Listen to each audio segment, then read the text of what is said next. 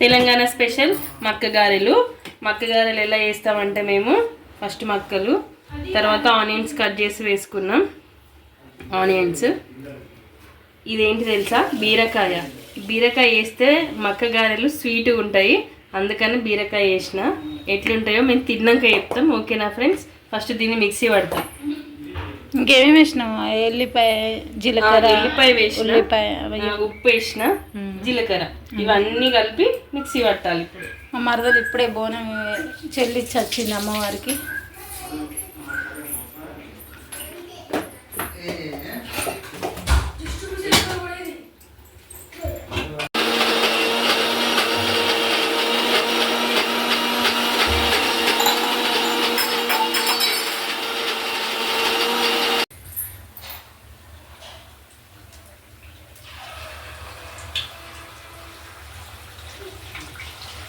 మేమైతే చిన్న ప్లేట్ని ఇట్లా కట్ చేసి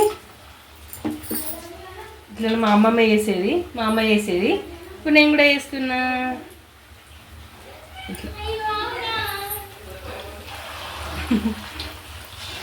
అయిపోయింది.